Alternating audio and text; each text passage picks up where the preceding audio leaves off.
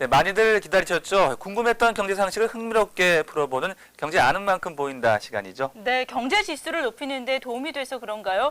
이 코너를 은근히 기다리시는 분들이 많으신 것 같더라고요. 지금부터 화면으로 함께 만나보시겠습니다. 그 요즘 뭐 TV에서 말이야 신자유주의 뭐 이러는데 그게 뭐야? 어? 뭐야 그게? 에헤이 골 아프네 그 그냥 밥이나 먹을란다. 아하 그러면 되겠습니까? 모르면 배워야지. 지금부터 집중해서 잘 들어보십시오. 1980년대부터 전 세계에 퍼지기 시작한 신자유주의. 요즘 들어 이 이론에 대한 비판이 거세지고 있는데요. 그렇다면 핫 이슈로 떠오른 신자유주의란 무엇인지, 왜 비난을 받고 있는지 지금부터 자세히 알아봅시다. 18세기 후반 한 외침이 기존 질서를 180도 바꿔놓았죠. 1775년 영국의 식민 통치에서 벗어나기 위해 맹렬히 싸웠던 미국의 독립전쟁. 그리고 1789년 지배계층에 대한 반발과 전 국민이 자유롭고 평등한 권리를 누려야 한다는 주장 아래 이루어진 프랑스 혁명.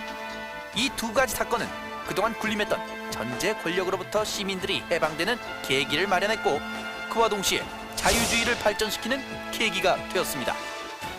자유주의라는 건 이제 쉽게 얘기하면 개인의 자유를 가장 중요한 사회적 가치로 보는 그런 생각인데, 이제 종교 개혁부터 시작이 됐어요. 그 다음에는 이제 절대 군주들이 전제 정치를 하는 것에 대항해서 민주주의를 주장하면서 그게 정치적 자유주의. 그 다음에는 민간의 경제 활동을 방해하지 말라라는 경제적 자유주의가 등장했습니다. 여기서 자유주의는 경제 영역에서는 인위적인 보호, 간섭, 통제를 배척하는 자유방임주의를 표방하는데요. 이 자유방임주의를 뒷받침한 사람이 바로 아담 스미스입니다. 아담 스미스 하면 보이지 않는 손, 영어로 invisible hand, 이게 딱 떠오르잖아요. 야, 나 왜 이렇게 똑똑하니?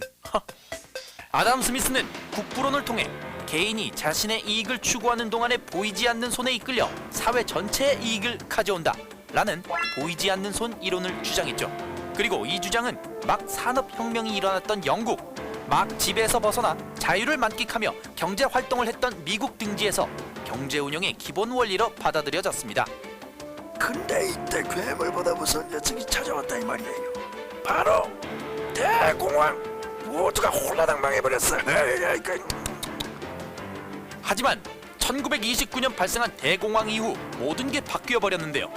기업과 은행이 연쇄 파산하고 실업률이 25%에 달하는 빈부격차 확대는 그동안 경제 질서를 이끌었던 자유방임주의에 대한 반발로 이어졌기 때문입니다. 이때 자유방임주의에 대항해 등장한 이론이 바로 수정자본주의. 영국의 경제학자 케인즈가 주장한 수정자본주의는 경기 침체를 극복하기 위해서는 정부가 재정 지출을 증대시키는 등 적극적으로 개입해야 한다는 내용을 담고 있습니다. 수정자본주의의 입지를 굳힌 사람이 그 누군지 아세요? 모르시지? 내가 알려드릴게. 그 루즈벨트 대통령이라는 양반이죠. 루즈벨트 대통령은 수정자본주의에 기틀을 둔 뉴딜 정책을 통해 정부 사업을 펼치고 사회 안전망을 확충했습니다. 그리고 이 정책 시행을 기점으로 미국은 경제 공황에서 탈출하기 시작했고, 그 이후 세계 각국에서는 또다시 정부의 역할이 크게 증가하게 됐다고 하네요. 하지만 수정자본주의는 1970년대에 이르러 그 한계를 드러내게 됩니다. 오일 쇼크로 인한 경기 침체와 인플레이션이 동시에 일어나는 스태그플레이션이 장기화되면서 수정자본주의는 실패한 것이라는 비판이 제기됐기 때문이죠. 그리하여 정부 역할을 최소화하였던 과거의 자유주의 사주가 새롭게 퍼지기 시작합니다. 신자유주의자들은 다시 19세기의 자유방임주의로 돌아가자.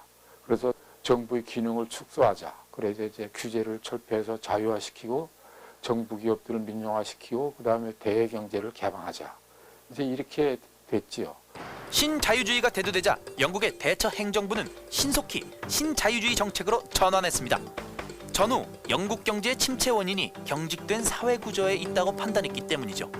그리고 미국의 레이건 행정부도 정부의 간섭을 줄이고 경쟁을 촉진하는 등 신자유주의적 경제 정책을 수행했는데요. 여기에 자유무역 체제를 수용한 홍콩, 싱가포르가 새롭게 부상하면서 신자유주의는 새로운 패러다임으로 자리를 잡게 됩니다. 예. 그래서요. 신자유주의가 쭉 지속됐다. 이렇게 훈훈하게 끝날 줄 알았죠. 아니에요. 천만에 만만의 콩떡이죠. 시장의 실패가 다시 크게 나타났습니다. 그래서 빈부격차가 확대되고 특히 중산층들이 몰락하게 됐어요. 그리고 무엇보다도 이제 규제가 주니까 이게 투기화되고 그러니까 그래서 세계 금융위기가 몇 번 크게 나고 하니까 이제 신자유주의에 등을 돌리지 않을 수가 없죠. 세계화 시대, 정부의 역할 감소와 국가들 간의 규제 완화 정책은 피할 수 없는 부분입니다. 그렇기 때문에 신자유주의는 그 영향력을 완전히 잃어버리지는 않겠죠. 자유로운 시장 경제가 기반을 잡고 있는 지금, 자유 방임과 정부의 개입 둘 중 한쪽으로 치우치는 것보다는 정부는 적절히 개입해서 균형을 유지하도록 노력해야 하지 않을까요? 오늘은 여기서 마치도록 하겠습니다. KDI와 함께하는 알기 쉬운 나라 경제 벌써 마무리할 시간이 됐는데요. 네, 지금 화면에 나가는 이 퀴즈를 보시고 저희 게시판에 정답을 적어주시면요. 저희가 추첨을 통해서 공연 티켓을 선물로 드리겠습니다. 네, 저희는 다음 주에 보다 알찬 경제 이야기 갖고 찾아오겠습니다. 함께해 주신 여러분 고맙습니다. 고맙습니다.